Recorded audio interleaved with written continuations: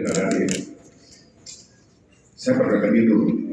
Saya memang di negara pertama, tadi kata Pak Bambang. Jadi di gabung pertama itu banyak sekali, karena saya mencatat sejarah. Saya mencatat sejarah sebagai dialog pertama yang nanti menentukan arah mengenai penilaian publik kepada pemerintah Indonesia ini, khususnya kepada Kementerian Energi dan Sumber Daya Manusia dalam menjalankan tata kelola sumber daya alam. Penilaian publik tergantung dari saya. Saya ingat dulu di waktu saya kecil ada iklan Rexona. Dari Rexona bilang gini,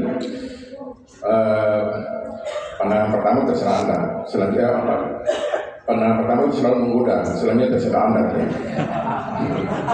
Saya juga kadang-kadang bingung juga, Pak. Tapi orang-orang dulu filosofinya tinggi sekali. Nah, gitu. Waktu itu saya juga mohon maaf saya terkelar karena saya dengan ada acara di luar kota dan saya sempatkan diri di sini karena saya merasa ini momen yang tepat. Saya sering berpendapat dengan Mas yang demo di mana-mana, tapi ini momen yang tepat. Kita satukan pikiran dalam konteks yang intelektual, tetapi kita kritisi setiap persoalan bangsa. Ini momen tepat dari saya sudah siapkan diri saya untuk dikritisi. Tetapi jangan lupa, saya juga harus diberikan kesempatan untuk mengkritisi. Supaya kita berimbang. Nah, sebagai simbol awal kita berimbang, yang belum minum, sedang minum dulu. Ini panitia sudah siap. Ini kita semua sudah minum nih. Jadi nggak berimbang kita kalau bawa belum minum. Ya. Jadi minum dulu. Ya. Supaya fair kita ini. Saya sependapat tadi dengan saya langsung mulai saja ya. Basa-basi lama, waktu sudah cukup. Saya tadi baca ini, saya sependapat dengan Prof. Jadi menata ulang, ini berat. Tapi saya ulang begini. Silakan saja. Ini boleh dipakai sebagai tema pembicaraan kita.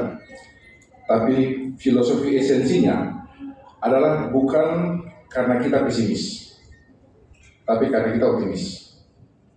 Menata ulang dalam konteks yang optimis, bukan pesimis. Sehingga apa? Jangan lagi diajak bangsa ini untuk mundur. Bangsa ini diajak untuk maju ke depan.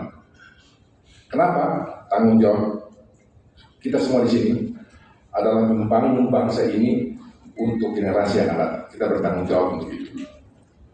Jadi kalau kita menata ulang hukum pertama, yang paling penting adalah optimisme kita.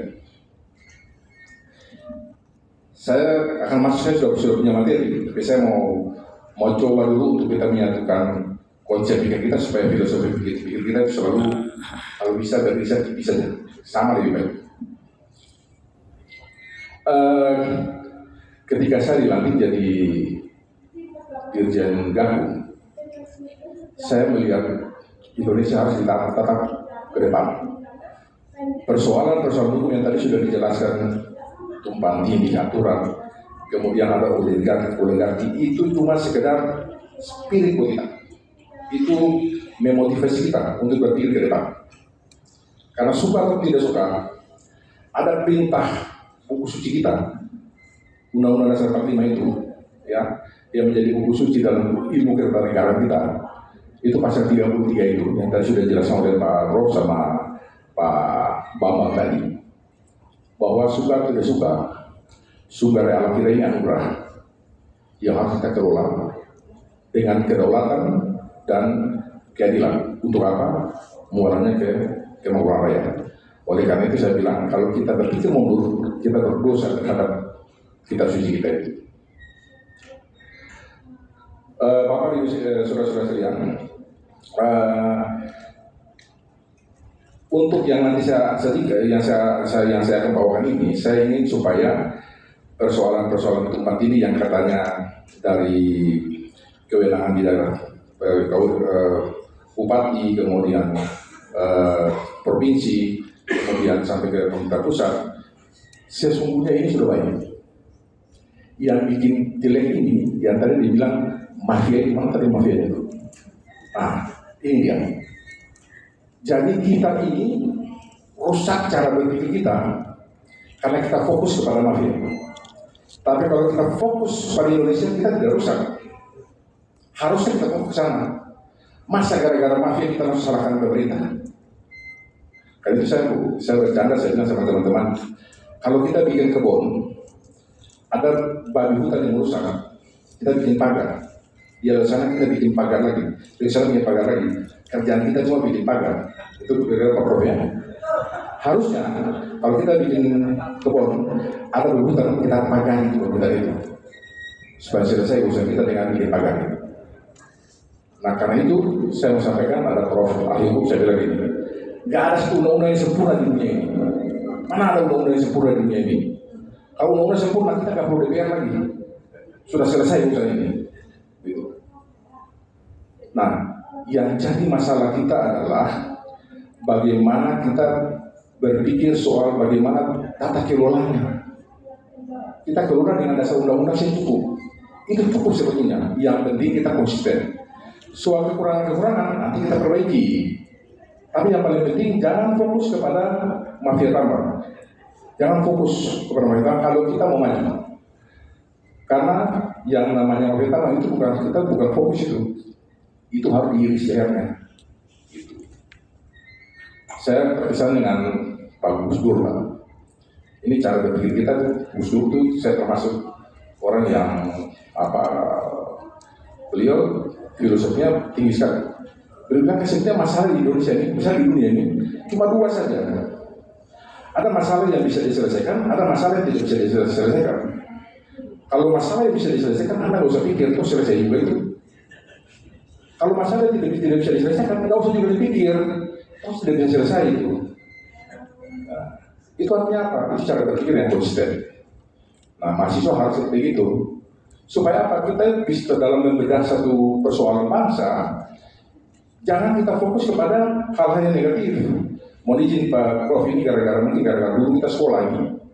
Kalau kita sekolah ini cara berpikir yang ini filosofi yang mempengaruhi cara berpikir kita. Sadar atau tidak itu terjadi. Kalau ujiannya ada 100 soal, itu secara sering guru-guru dosen-dosen tulis ini.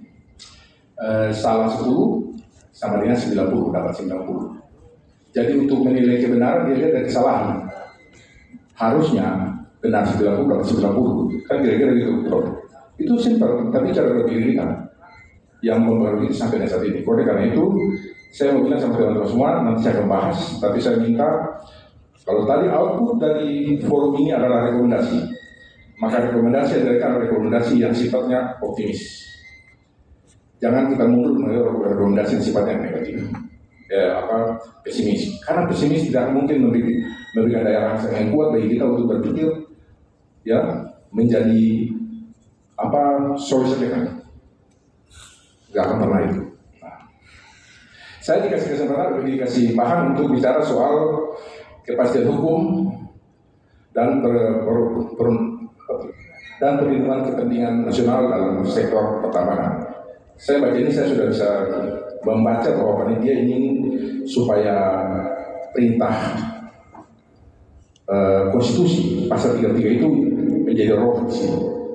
Tadi sudah dijelaskan sama Pak Prof, kepastian hukum sesuatu yang yang betul-betul menjadi jaminan dalam pelaku usaha itu mau berkontribusi berinvestasi di Indonesia. Hukum itu tidak boleh tidak boleh implan. Satu masa di satu undang-undang diatur A, yang undang-undang diatur B, kewenangan diatur di A, kewenangan di B. Nah, saya sudah mempelajari undang-undang pertama itu dalam konteks optimisme saya bahwa sebetulnya tidak ada lagi yang seperti itu. Regulasi kita ini sudah sangat baik. Meskipun dalam tanda petik pasti ada kekurangan, karena tadi tidak ada satu undang-undang yang sempurna.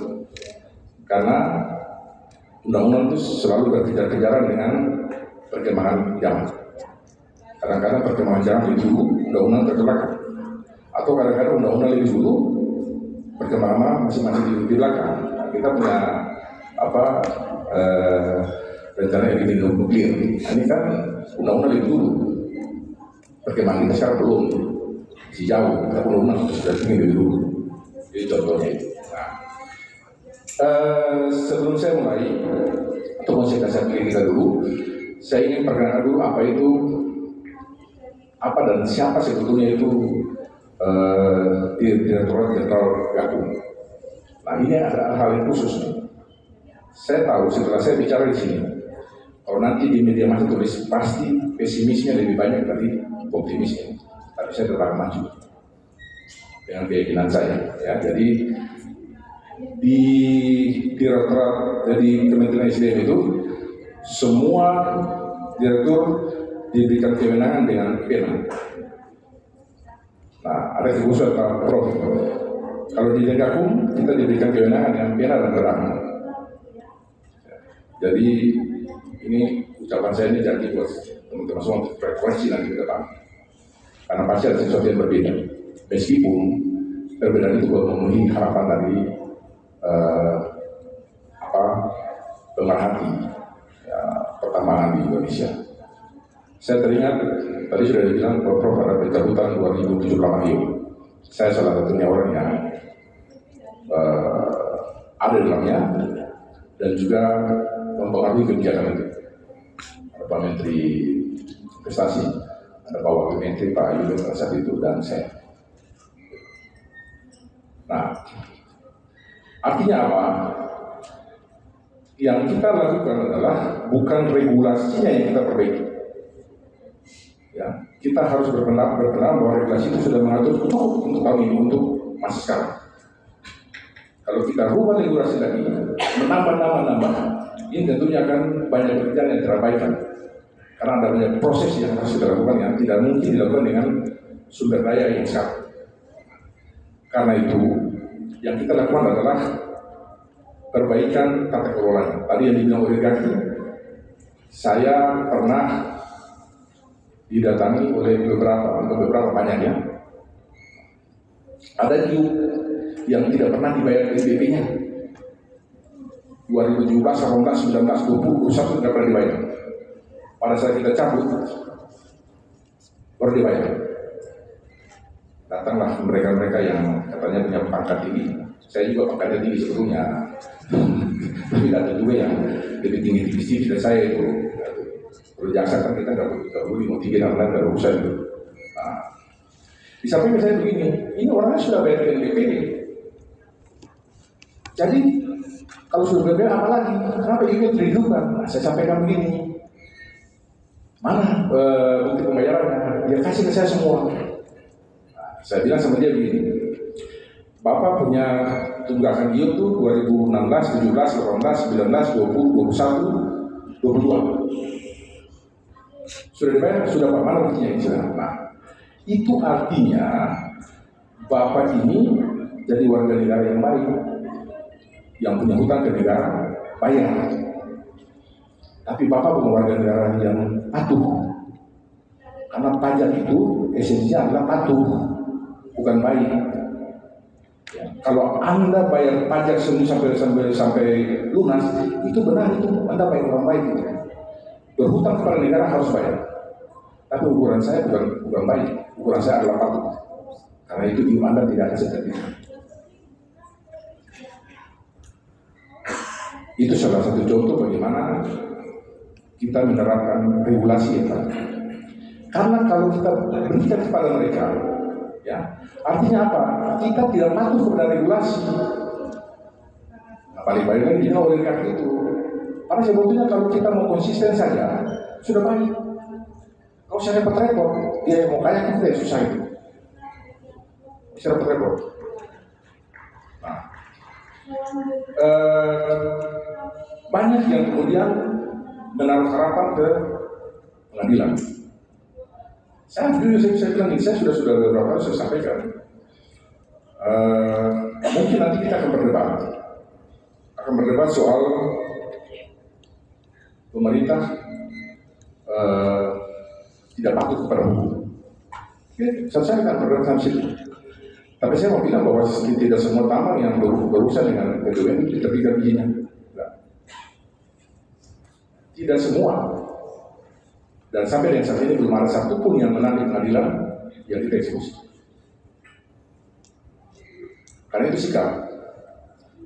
Pak Menteri SDM sudah menyampaikan, kemudian pada jajaran Wamen sudah sampaikan, dan hari saya sampaikan juga, karena kebetulan kewenangan untuk menerbitkan IUP itu ada di saya. Jadi jangan berpikir bahwa oligarki yang punya banyak duit bisa ngatur-ngatur negara. Ya. Cuma dengan membayar pajak, kemudian melakukan perbaikan administrasi, lalu kemudian itu didorong ke pengadilan, lalu kemudian dalam persidangan dia menang, dia kalahkan negara, lalu itu mau dipulihkan, tidak. Kenapa? Kita punya pertimbangan hukumnya kuat. Karena bicara tambang ini tadi sudah dijelaskan oleh Prof. Ya, bahwa dulu itu memang kontrak. Sekarang rezimnya IUP. IUP itu kepanjangan dari izin usaha pertambangan. Jadi Anda dikasih IUP-nya, Anda bukan dikasih kontrak yang melekat di situ hak yang sederajat.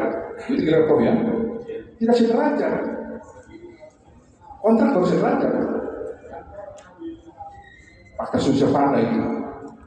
Jadi perjanjian itu berlaku sama ya, bagi para pihak. Tapi IUP tidak. IUP itu otoritas negara, karena itu tambang itu adalah kedaulatan negara.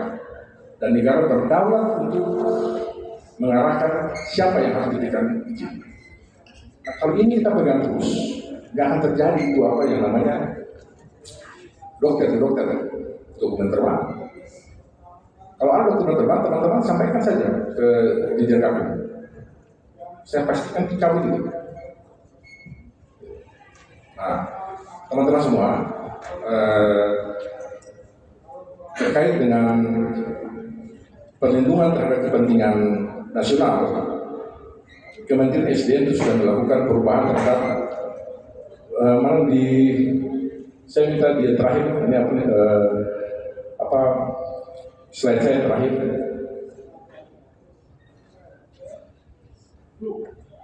Yang paling terakhir aja. Ini banyak, jadi kalau nanti diskusi aja.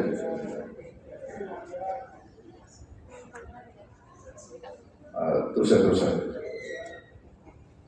Ini atasnya dia ini yang paling terakhir. Di atasnya. Di atas. Ya ini.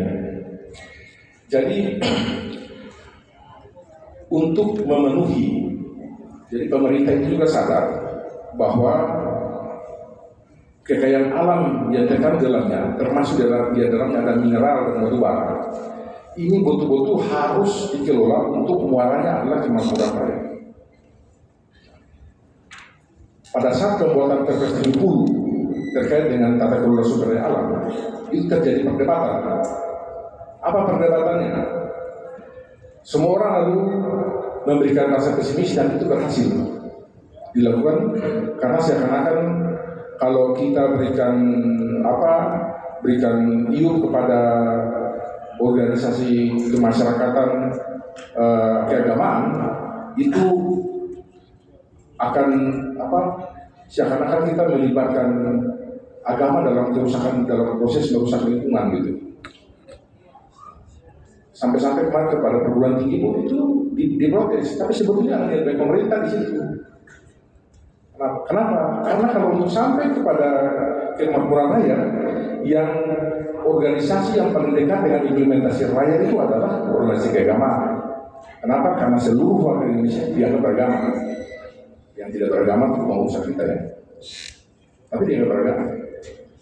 Yang kedua, bahwa upaya penertiban tambang ini hukum sudah kita lakukan. Kita punya aparat, ya.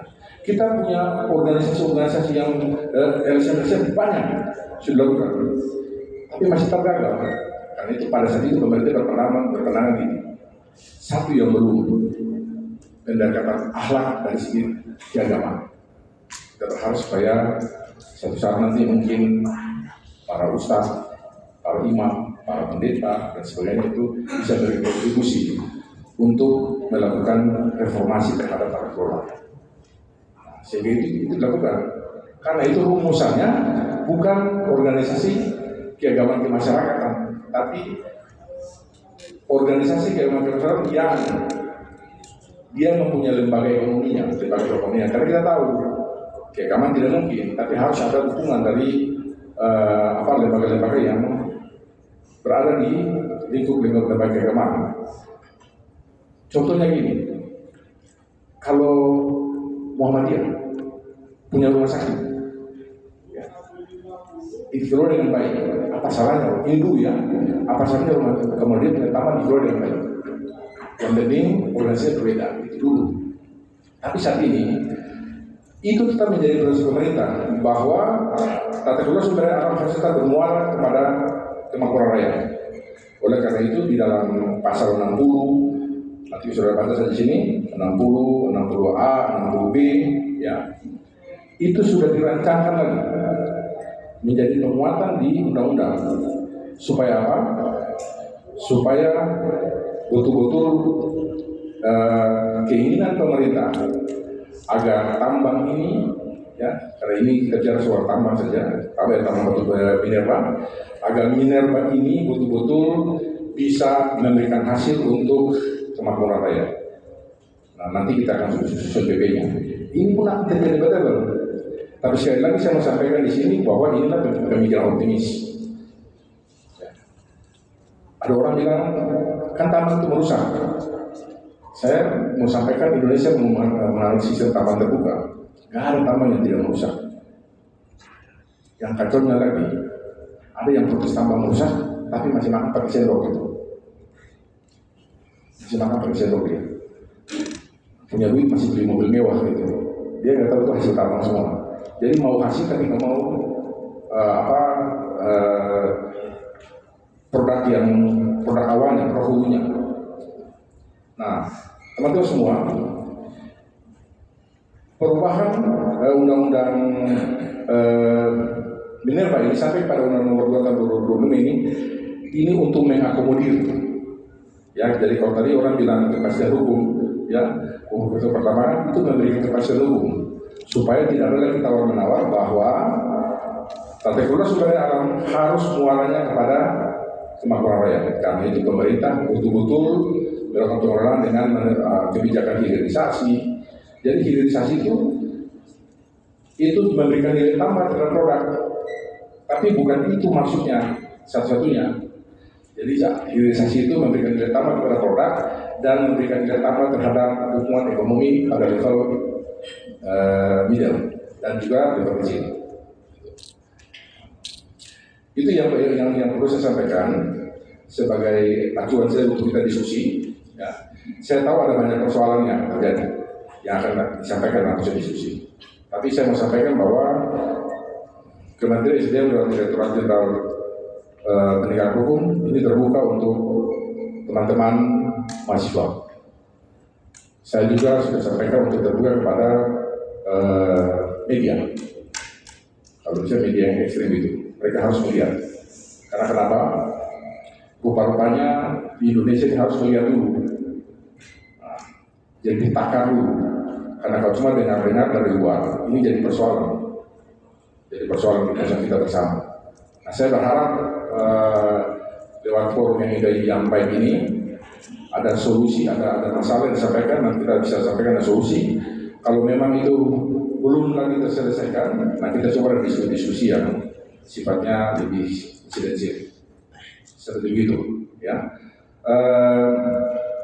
Yang negara ini kan kita sebetulnya kadang-kadang kita bicara soal warisan bagi anak cucu, tapi kadang-kadang kita lupa bahwa kalau kita mewariskan kepada anak cucu, maka kita harus jadi pewaris yang baik dulu. Gitu. Membawa pola pikir tingkat kita supaya memberikan kontribusi yang baik buat negara. Sebab negara yang baik hanya bisa melahirkan generasi yang baik. Ya, satu hal lagi saya mau teman-teman, ini saya agak menyimpang, tapi ini soal idealisme saya. Ini agak menyimpang. Bangsa di luar selalu memberikan penilaian yang kalau 100%, 80% negatif untuk Indonesia dalam tata kelola tambang. Tapi ingat, Indonesia tidak pernah melakukan tata kelola tambang dengan pergerakan manusia. Coba lihat dulu Kalau dia sama dulu di negara-negara yang sekarang sudah maju, ya, itu kayaknya pertama dari sumber daya alam. Dan cara mereka melakukan bukan cuma dengan merusak, tapi dengan memudahkan semua arisan. Tapi organisasi individu mereka tidak pernah lihat itu yang dilihat cuma Indonesia. Kenapa? Karena kita negara kaya. Tadi sudah dibilang Prof. Sumarto tadi, Anda punya semua, tapi kita punya sumber daya alam. Ya, kita punya sumber daya alam. Dan di dalam pertambangan, di dalam bisnis pertambangan, nanti bisa dikoreksi Pak ya. Di dalam bisnis pertambangan, modal utama kita bukan uang. Modal utama kita adalah tambang itu sendiri. Jadi siapa Anda punya banyak uang? Negara punya tambang.